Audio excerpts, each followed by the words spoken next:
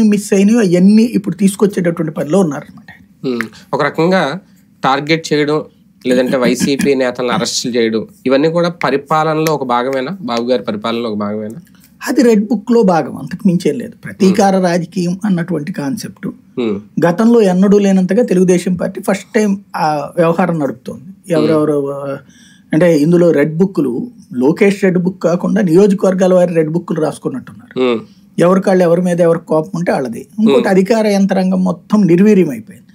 ఇదివరకు జగన్మోహన్ రెడ్డి టైంలో ఎట్లయితే వైసీపీకి అనుకూలంగా పనిచేశారు పోలీసు అధికారులు అంటారు, ఇప్పుడు మాకు అనుకూలమైనటువంటి విధంగా పనిచేయమంటున్నారు.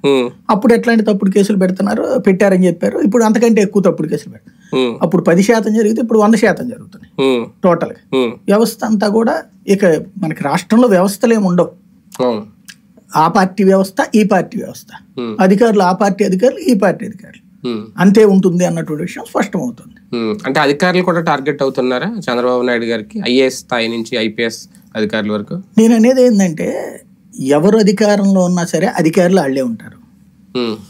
ఆ అధికారిని వాళ్ళ టైంలో నువ్వు ఎట్ట పని చేస్తావు కాబట్టి నువ్వు వాడి మనిషివి అన్నారు అనుకోండి. ఇప్పుడు ఇవాళ ఉన్న అధికారులు అందరూ నెక్స్ట్ రేపు పొద్దున్న జగన్ వస్తే 5 ఏళ్ళు వాళ్ళు పనికిరారుగా. ఇప్పుడు ఎదువరకు ఏబి వెంకటేశ్వరరావు గారిని వేధించినప్పుడు ఎప్పుడు మనం ప్రతిసారి చెప్పుకున్నాం, ఇది సిన్సియర్ ఆఫీసర్, ఆయన అనవసరంగా అన్యాయం చేశారు, ఇబ్బంది పెట్టారు అన్నట్టు.